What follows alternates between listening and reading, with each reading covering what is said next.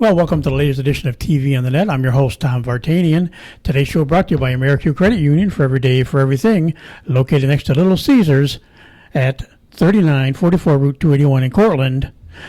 By Right Angle Creek Farm and Marathon, all natural pasture-raised Angus beef from our farm to your table. By the Cortland Voice, the exclusive media partner of TV on the Net. For all your local news and sports in Cortland County at no cost to you, check out CortlandVoice.com. By the Royal Auto Group on Route 281 in Cortland, the home of no hassle, no razzle-dazzle. Check them out at RoyalAutoGroup.com. By Yeaman Real Estate at the entrance to Yeaman Park off I-81 exit 11 in Cortland. By DJ Philly C. Make your wedding, party, or event extra special with the best DJ in the area. Contact DJ Philly C at 607-745-4346. And by Nikki C's Hometown Pizzeria and Meatball Shop on Route 281 next to Hobo's in Homer. Find them online for fast, secure ordering or call 607-749-5300. They have a unique menu with dietary-specific options. Nikki C's, your grab-and-go specialists. Well, we are returning to, this is my first real repeat guest I've had on TV on the Net, but a year ago we talked about, wasn't a lot to talk about because it was just a whole thing, but I kind of thought since we're moving into the fall season and the new normal is here at least. I'm going to talk again today with Section 3 Executive Director John Rathbun. Thanks for taking time to talk to us, John. Tom, thanks for having me back on the show again. I always enjoy sitting down, spending a few minutes with you and talking a little bit about high school sports. Like we said, it's I was even worried once the New York State Health Department came out and said, well, maybe high risk sports shouldn't get played. Football and volleyball. Volleyball, I understood being inside could be a problem, and but then I saw Dr. Robert Zayas getting hammered on Twitter, yep. And he had nothing to do with the decision. He just said follow what your local health officials say, and so they weren't taking a stand. They were saying follow what you're doing. And then I got thinking, well, it still gets me nervous because Homer and Cortland come up in Onondaga County a lot, and Onondaga County is one of the highest ones. But then the county executive says, well, we did this in the spring. We got sports in. We're gonna have fall sports and get them in. So are you happy that at least it's going to be as close to normal as possible? So Tom, actually, I think that was a good announcement last week, from the health department, because it really gave the local school, the superintendent, their board of education, the opportunity to work with their local department of health and find out what's good, what's safe for those students in that area. As you know, in Section 3, we have 106 schools. We deal with 11 different Department of Healths, and we could have an outbreak in one county and not another county. So really, this gives the school district the opportunity to work with their local officials to find out, can we provide a safe and healthy environment for our students to compete in? So I think this is a good thing, and it really gives us an awful lot of flexibility moving forward. Yeah, and the proof, the biggest thing is, like we say, other than volleyball being inside, that could be issues, maybe. We'll have to wait and see. But, even outdoor sports, we could have issues because we saw, once in a while school had to readjust their schedule because there was an outbreak somewhere. So, that's something we have to live with now, regardless, especially with the kids back in school. But at least and one of the good things, Tom, is that we've got a year and a half experience where our students are able to be flexible enough because they want to participate, they want to represent their school, they want to represent their community. And if you tell them to put a towel on their head, they're going to do that because they want to play the sports. It means that much to them. So we've really got a year of experience of almost offering every sport out there. Did we have to tweak things? Yes, we did. Were the kids flexible? Were the coaches flexible? Were the officials flexible? Yes, they were. Did we still be able to provide opportunities for our students? Yes, we did. So I think all that's good. So we can use that experience moving forward. So as long as we get the go-ahead from our county executives that we can play sports, we're going to be playing sports this fall, this winter, and this spring. And, of course, for the parents, it'll be nice. Because a lot of it was virtual, but spring rolled around, at least, 2 parents could come. Right. To games and stuff. You can do that in the fall. I guess it kind of started in fall too, where you can start having a couple of parents. I know basketball really still didn't have any because of it being inside, but Do you have an idea? That's, I guess, probably will be up to the school, or are you still kind of saying we want just the two parents, or two, No, or is it yeah. kind of more wide open Yeah, again? right now is really depending on the Department of Health in that area, if they have any maximum number on the number of participations as far as spectators. So I'm not aware of any certain number right now. I know the New York State Fair is happening next week, and they basically says that there's no restrictions on large group gatherings. So as far as I know, there's no restrictions. Whether they have to show proof of vaccination, whether they have to wear masks, that'll really be up to the local Department of Health moving forward. But the bottom line is that we're going to be able to have parents, family members, community members watch our students participate this fall. So that's the last time we talked a lot more about COVID. We got our COVID talk out of the way with, we kind of know where things are setting. For the outlook overall, as far as participation, are you expecting? It's going to be school by school. But I know I've already talked to TC3, and they're not going to have women's soccer this year. They didn't get enough kids to field a team. The men last I know only had 15. It's just it's all kind of COVID related. Kids, are they going to come to school and everything like that, and be able to be on campus and have sports?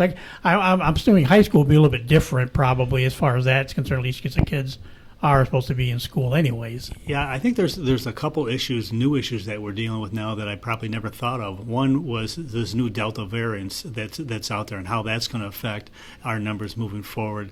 So that's almost like a day-by-day situation, and we've got to monitor that. The second part is there's a lot of businesses out there that are really hurting for workers. And I'm aware, especially with the State Fair coming up next week, that there's some vendors out there that are offering an awful lot of money for these kids to come out and flip burgers for 18 days of the fair, which is basically the first 18 days of our sports season. So does the kid want to make $20 an hour and work 10 hours a day for 18 days, or do they want to sign up and play soccer? That's a nice little chunk of change for any student starting the school year. So kids are now torn. Do I want to work? Do I want to play sports? Which we probably never had that problem before, but I think because, in the service industry, they're just really hurting for a lot of people, and I think people still want to provide that amenity to people at the fair, at local restaurants or whatever, but they need workers. And, and one of the things that you and I had talked before is that we're hurting for officials in Section 3 in New York State. And we just need to get more people out there, or else we're not going to be able to provide, the sports we've done in the past. And it may start at the modified level, JV level, but we're really short of officials in every sport out there. Is that kind of as far as the trend that we've seen the past few years? A lot of the older guys still kind of come back. The guys that have been around forever seem to be there, and then it's you get some new guys come in. There's not that big transition, where you have all sorts of years of experience. It's either guys that have done it for maybe 10, 15, 20 years or more, and just brand new guys, and it's just how long do they want to take? As we said, take the and depending on what the sport is, the pressure of listening to everything on the sidelines as far as is this worth going through to be an official? Right. And I also think times are a little bit different. The requirements from your work is a little different than before. The requirements from your family, I think people take that into consideration. Do I have a couple extra nights that I can get involved with officiating? So it's a little bit different than say 20, 30 years ago, where you get out of work at 4 o'clock and you were free for the rest of the day. And there's a lot of people that their work environment is just a little bit different. Their requirements for their job are a little bit different today, and then their family life's a little bit different. So I think for that younger generation, it's a great way to stay involved with the sport. It's a great way to make some friends, make some connections, and make some extra cash too. So I would highly encourage anybody, that's anywhere older than 18 years old, to contact their local sport officials organization, see what it takes to get involved, sign up for it, take some classes, and get out there on the fields and start officiating. It's a great avocation. As far as we kind of talked about the participation, I know I see it more in Section 4 right now. They're up to like 10 or 12, maybe 8-man football teams now. And a lot of these teams were all powerhouses that back in the day when I played. At least in the old Susquehanna Association, which is now Mid-State. Teams like Walton, Delhi, Bainbridge, Guilford. Deposit, Hancock, they're all maybe a C. Some of them were still a lot of them were B's and C's. The way their enrollment numbers Right. changed, and there's so many of them, we're down to that. And then you're seeing them here. These are sectional champions in other classes. Now they're all going to 8-man just because of a smaller number of players coming out for football. And I know talked to the new guy, Bill Bryant, because I've known Bill since '85 when I started covering high school sports. He was coaching at Spencer, and he said, yeah, they're going to do a kind of an athletic participation survey, especially like around football stuff, see why the numbers are Right. where they are. It's just, numbers shift here every year again, but like I said, it's a lot of it's based on what the state comes up with. Because I know, I guess, both Skinny Atlas and Cavs are back down to C again this year, so two list team Homer and Cortland have to worry about. And Yeah. Well, what's good about 8-man football, first of all, we started that here in Section 3 because we probably had it maybe 40, 50 years ago, but we started up because we identified that our numbers were decreasing in the sport of football. But our sport committee, our football committee, worked together with those communities and said, look, we still want to provide football, and if this is the only way we can do it on a Friday night or Saturday afternoon, we still want to do it because the sport of football means so much to our community. So if you've ever gone to an 8-man football game, probably for the first 30 seconds you'll say, that looks a little weird out there, but after that 30 seconds, you won't even know that it's any difference between 8 and 11. It's a lot of fun, it's fast, it's exciting. They're up and down the field, they're scoring a lot of points. It's almost like the arena football. So for those small communities, they still got that Friday night football thing. The people get all pumped up. They got the bands there. You would never ever know it, but we're still be able to provide that opportunity for those kids. So I think it's a very positive thing. I think probably our numbers throughout New York State, living up in New York State, just our numbers are going down. So I think it's going to say we're going to have less kids in all sports. So I think we're still able to provide opportunities for our students. That's the good thing. I actually got to 1 or 2 years when I was back in Afton, the hometown area, working for the Tri-Town News down there. Green did go to I don't know if it was 8-man or if it was even 6-man back then, but there used to be the one league down there though. It was South New Berlin, Edmiston, I think Gilbertsville, Mount Upton. They might have been combined even at that point, but they were like 6 or 8-man football. I remember, that was one of the biggest games on a Friday night. Was New Berlin, South New Berlin. I think they played in New Berlin. I think they're the ones that had the lights. And so I got to see a little bit of it. It is different. You just got to get used to one less lineman, maybe one less back in the backfield and stuff like that. But it's definitely different and interesting. Yeah. I think the first time I saw Cooperstown play, they had 2 girls on their team. And both of them played almost every play, and they were dominating. The one girl I think ended up going to U-Albany to play basketball. The other girl might have went to the one of the military academies, if I remember correctly. But I just thought it was really cool.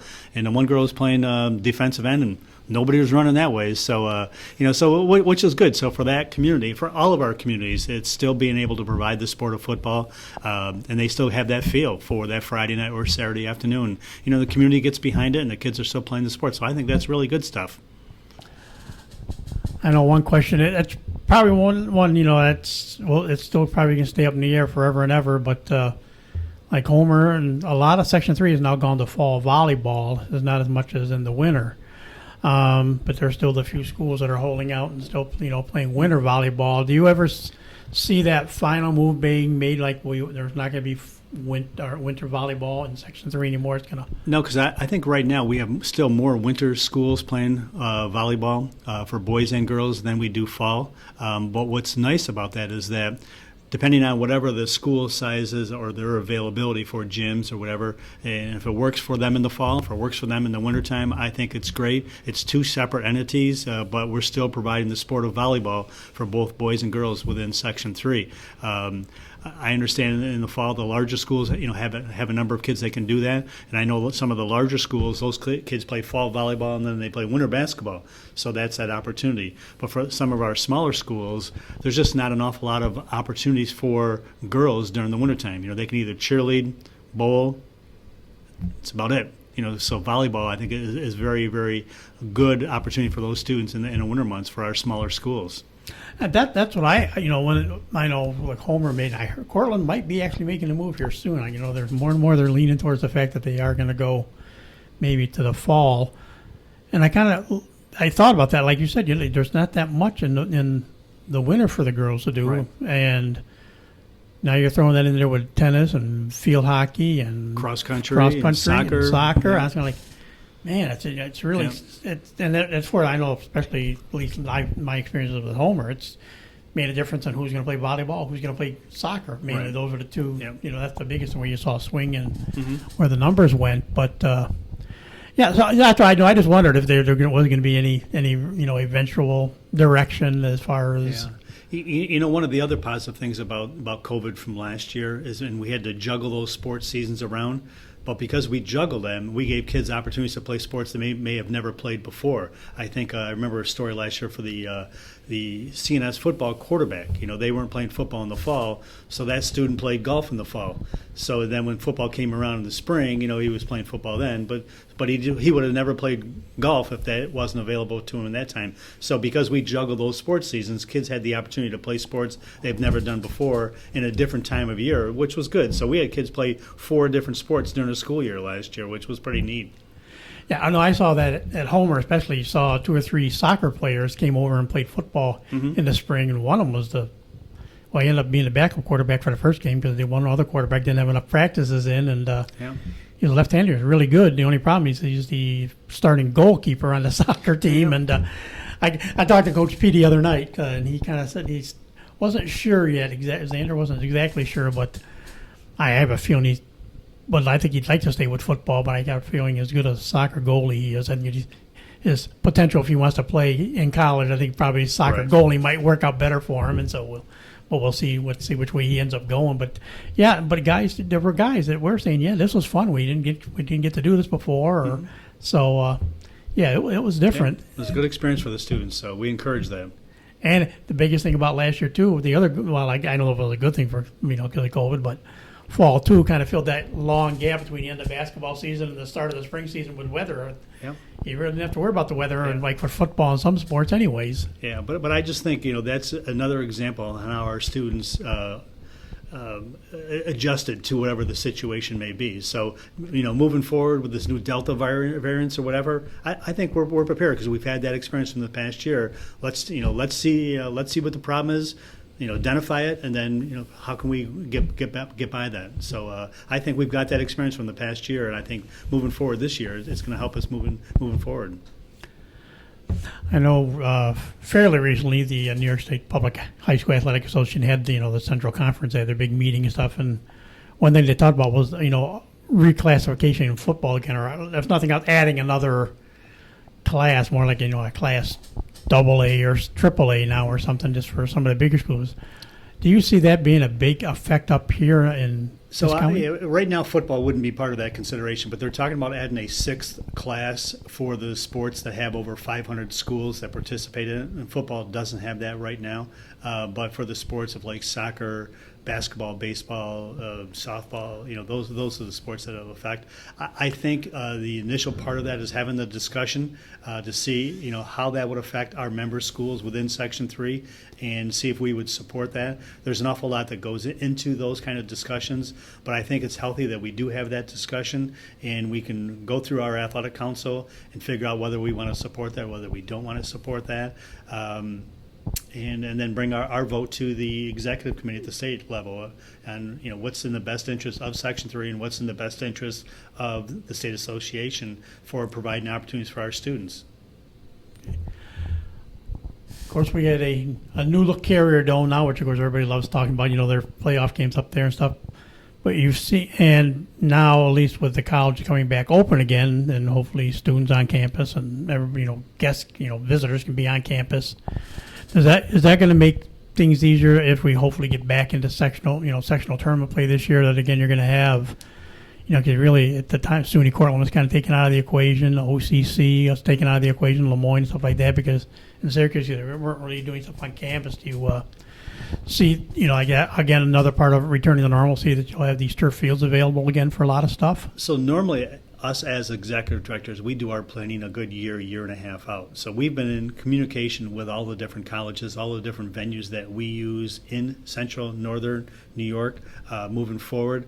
We haven't had a facility yet that says no for this year. We've had some facilities that we want to monitor it before we even get started, but they want to work with us. I think every facility that we use for our championships, they appreciate, they like hosting us. They're a great host, and they like the relationship we've had with them over the last 20, 30, 40 years. They want to continue that. I know our students like going to these colleges, like going to the Utica Auditorium, like going to the Syracuse War Memorial. They enjoy that. They like going to the Carrier Dome.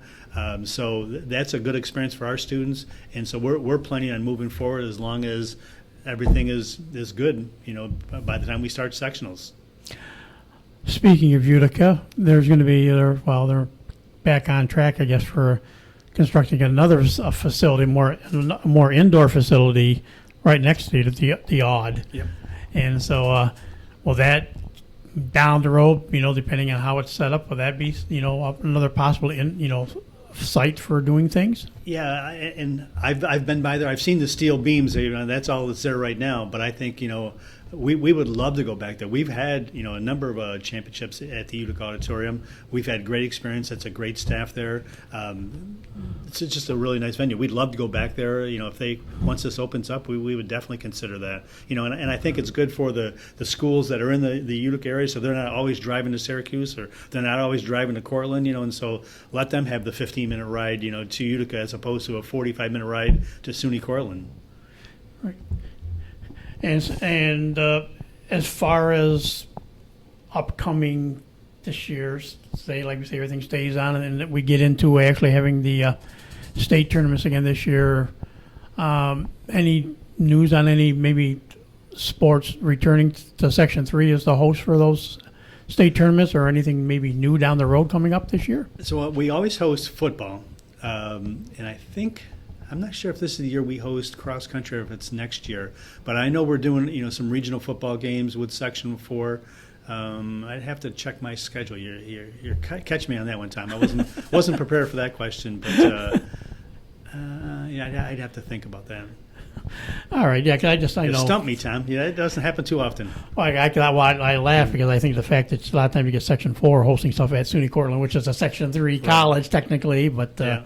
TC3's picked up a little bit more of that slack. That's that crazy Ben Nelson who does that, though. So. Well, he's gone now. Like I said, he retired. I got him, and I think the last time you guys on, I think he outdrew you by one download so far. Did he really? So that's the only thing I did when I talked about it. As long as I get more than John, I'm happy. So, Bill's not. I don't think Bill's as conscious and worried about that as. Yeah, and I always tease Ben because I think a lot of people don't realize that Ben played basketball at Colgate. And he guarded Jim Brown when Jim Brown played for Syracuse University. And Ben had the honor of actually holding Jim to 44 points that day. He guarded him. So more backstories, more things about Ben. Yeah. I mean, it was nice. I mean, he put in a lot of years, and it was nice. And I learned an awful lot from Ben. I really appreciate the man. Yeah, like I said, Bill Bryant, I've known him since '85, and I mean he took over, AD at Ithaca High for a while. Then he ended up being the IEC executive director for a while there as well. And I kind of figured, well, that's good. It's a nice niche for him right there. He's still staying about that way. And all of a sudden, he's the new Section 4 executive director. So I was surprised, but at the same time, it's nice to see, he's another guy that's put in so much time. And he's got some big shoes to fill, but he'll do a good job. Well, for you, what year is this for you now? This is starting my 14th year here in Section 3, and I'm just excited today as I was the first day. So I'm really happy on where we are within this section, where we're going to go. I've got great sport committees. I've got some excellent support from our superintendents, from all our athletic directors. I think we're really in a good shape right now. So we just need to get back on those fields and let the kids play, because that's what we're here for. The bottom line of everything we do is to provide opportunities for our students. Do you see down the road? I can't think of anything right now other than, obviously, I know I've heard it's a talk. It's a talk for more high school gym classes this year, but the rage, and because it's going to starting to go to a younger crowd. It's us old folks sport more than anything. I've never played it yet, but pickleball seems to be a sport that's generating a lot of interest. And I know they're talking about it. Yeah, I don't know if it'll play square dancing in gym classes, which probably a lot of kids would prefer that, probably. But Yeah, there's a lot of different sports out there that we've had that discussion at the state level, and the state has a process of coming up with new types of sports. I know trap shooting is very popular in a lot of schools within Section 3. I've been contacted by bass fishermen. They wanted to do something with kids. So there's just an awful lot of different things. Then you've got the virtual games. Do we want to get involved in that? So I think what's good about all that is that it's given the students something to do after school, and they're involved with a sport that they really appreciate. Whether it's weightlifting or whether it's disc golf. I mean, it could be a thousand different things out there. But they're getting off the couch, they're going outside and playing. I think that's the most important thing. Whether it's through the state association or whether it's through their local YMCA, I think that's all positive for our students. yeah, I remember. Yeah, I remember our school had a rifle club back in the day, way back when I graduated in '75. Before then they had the rifle club for a few years. And I know it is starting to come back a little bit more, and that would be an interesting. Yeah, right now in Section 3 we have two rifle teams. One's at Central Square and one's at South Louis, but they compete every year, and those students are really into that sport, and they respect their equipment, they respect our coaches, they compete, and then they go off to the state championship down the West Point. So it's a good experience for those students, and if that's their niche, God bless them. So as just kind of reiterate what we said right now. Again, it's going to be a day. It's going to be a day by day thing anyway. But the good news is that we are looking for a kind of more of a normal season again this year. Yeah. So the good news is that we've got plans. The school is going to start. We've got plans of practice starting on August 23rd. So unless these numbers get real crazy, but right now we're all everything's a go.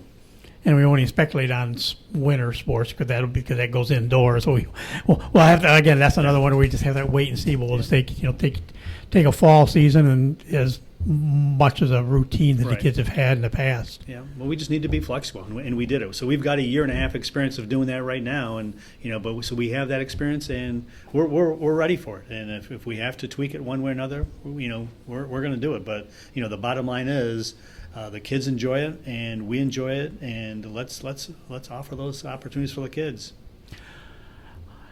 Anything else new on the horizon for Section 3 athletics this year? I know the Hall of Fame will be coming up soon. Yeah. So the biggest thing new, and this really has to be COVID, is that we're going to go to an all digital platform for our sectional semifinals, finals, and regional games. So pre-order tickets online through your phone. So we're not going to be doing any more cash, but that's going to help. In us planning as far as controlling the crowd sizes. It's going to help our ticket sellers, ticket takers. But I think we're also getting into a situation where people don't carry cash anymore. So it's going to be all pre-sale, or you can walk up and buy the ticket there using your phone. But we're going to an all digital platform for all of our sectional semifinals, finals, and regional games that we're hosting within Section 3. So there's no more cash exchange. You basically have to pre-order your ticket before you get there that day. Do you see? I would say hopefully spectators will be part of it. But do you? One thing it did last year, it kind of pulled everybody into streaming games. Mm-hmm. National Federation of High Schools or whatever. NFHS, did that? Do you see that continuing to grow a little bit too? Even though the crowds might be back this year, that that's more streaming of high school sports. So I think that's good. The NFHS network has been a great partner of Section 3, and for them to be able to televise a modified girls volleyball game in Homer, New York, where somebody in Sarasota, Florida can sit there and watch it. I think that's very positive. Like a grandparent who's down there in the wintertime, that's awesome. But I also think, because of the COVID restrictions we had last year, that gave schools the flexibility to find out different opportunities to broadcast their game, whether it's through the NFHS network, whether it's through the Huddle platform, whether it's through YouTube. I think everybody got a little creative out there, but the students were still playing the sports, and parents or family members could watch it online or on television. So which was a good backup plan for not being there in person. We want people there in person. The students love having people there. They like competing in front of these large crowds that we have at sectional games, and that's the fun part of this whole job. Television stuff was nice, but it's not like playing in front of a full gym. So and So right now, like we say, we're getting ready to fall practices start next Monday. Start Monday, coming up. So it'll be the new season will be here, and Yeah, we've got our football media day tomorrow at ESM High School, where all the classes will be there, and they'll be coming in with students and wearing their helmets and uniforms, and be there for the media. So that's starting at 9 o'clock tomorrow morning at ESM, and we're excited about that. And the kids like doing that, and I think it's a great opportunity for the media to get some stories for this whole fall season, and we're really looking forward to that. And as well, like you say, hopefully if things go well, there'll be. It's interesting because football starting a week later this year, kind of really overall, which means now instead of that Thanksgiving weekend being the weekend for the state finals, it's going to be that really the first weekend of December almost. Correct. Yeah, it's that first week in December, and I think one of the thoughts at the state level is they just wanted to get away from that Thanksgiving weekend. People travel, people have family obligations, and so they went into that first week in December, which I think is pretty consistent to a lot of different states around the Northeast. They always use that first weekend in December. So that gave us flexibility to let our students have a little more time in the summertime to either have jobs or do some family vacations or just being kids. There's nothing wrong with that. So we are starting a week later this year. And we hope for big crowds at the Carrier Dome for again. So things then you really know things are back to normal when you've got a full 2-3 days of football games in the Dome to wrap up the season. And actually, Tom, we did have spring sectionals this past year, and I was shocked at the number of crowds we had for a lot of those outdoor events because it was really the first time people can get together. And we had a Class C. Track meet at South Louis. I bet we had 2,000 people there that day. It was just crazy, But they had 2 Division I athletes that were they're going off to Division I schools running that day, and they pumped it up, and the community came out, and it was really exciting. And it was wall to wall people around the track. You couldn't even move, and it was just really a cool thing to see. But that was like their first opportunity as a school to host a large group event, and it was outside, and people really took advantage of it, and the kids loved it. And how many times you see 2,000 people at a high school track meet? Again, coming up, eventually be coming up will be the Section 3 Hall of Fame stuff again this year. I know Section 4 comes up more, Yeah. The other thing about our spring sectionals, we had a school like DeRuyter. They just opened up a new track facility, so that was their first time that they were able to have a track meet at that school and be able to showcase that new facility. They had a longtime athletic director down there by the name of Steve Camelby. One of his goals was always to have track. They offered track, but have a track facility at their school. So they raised all kinds of money, and I remember the Beaker told me maybe 30 years ago they were selling maple syrup, to raise money for this track. And I'm like, Beaker, how much syrup you have to sell in order to build it? But that was his goal, and he ended up passing away. But the school carried it on, the people in the community carried it on, and they were able to host a Class D sectional meet for us. And that community was just so proud to showcase that facility, to showcase their community, and have people from all over the section come into the village of DeRuyter. It was just really a cool event. So I think that just shows on how much high school sports mean to our different communities. And I think I told you before, like I grew up in the Mohawk Valley, and back then, Dowsville was known for the Adirondack bats. The wooden bats, Adirondack, that was like the big thing. Once that closed, what's Dowsville known for now? High school football. And so, that's how important high school sports is to a lot of our different communities within, central, southern New York, upstate New York. It's really a very, very important thing for all of our communities. I'm looking, like I said, it's going to be nice. I was on the sideline for two of three football games. Had something came up on right before kickoff for the one home game all last year. So, it's going to be nice. Yeah, like I said, I just enjoyed the fact I got out there, and I did see a little bit of girls lacrosse. So I checked out one of their games and one other thing in the spring. But and it was nice. They weren't the big crowds, but of course. Again, it was still there at least sticking with the 2-parent, even though they could bump it up, they really didn't. Right. The school district waited a little bit, more, and I think, they're just being more on the cautious side, which I don't know like I said, I don't know. I haven't talked to any of the school yet what their plans are for admissions. How many people they're going to let in this year, but I think Cortland and Homer High School is in line right now for the girls' state soccer championship this year, because I think that might be. Is there a football game at Cortland between Cortland and Ithaca once a year? I can't remember, but I know I remember like the SUNY Cortland dominated that for like 8 years in a row. But I'm not sure what happened the last couple of years. But I think there's a little bit of a football game in Cortland Ithaca in November. But I only remember when Cortland wins that game. So yeah, the Cortica Jug. Yeah, the interesting thing about that for people, if they haven't heard yet, the last time it was played was 2 years ago when they went down to Met. Yep. Yeah, 2 years. They went down to MetLife. Right. And so this year, it was supposed to be Ithaca's turn to host, and because there wasn't a game last year, and it was supposed to be at Cortland, but Ithaca gave up the home game this year, so it is going to actually be in Cortland. So the Cortica Jug will be back in Cortland this year at least. In my early predictions, is the Red Dragons big?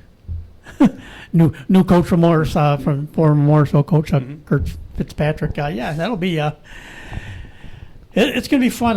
Like I said, that's another thing I haven't got a chance to do as much college stuff, and I'm hoping. I said I've been a year into retirement now, and I was just saying, boy, it'd be nice to be able to go watch all this stuff. And there's so much stuff you had to watch on the internet this past year, so I'm looking forward to Yeah, but I think that's the same weekend as we do the high school girls state championships in the Cortland area. So I think we'll be using TC3, Cortland High School, and Homer wrapped around the Cortica Jug for like the semifinals, and then just get pretty much the finals.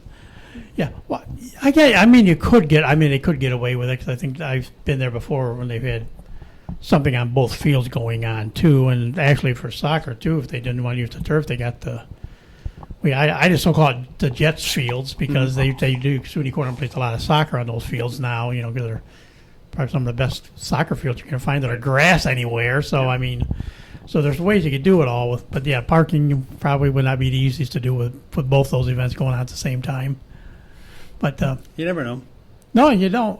So you say girls soccer definitely, but boys soccer is going to boys soccer is in Middletown, right?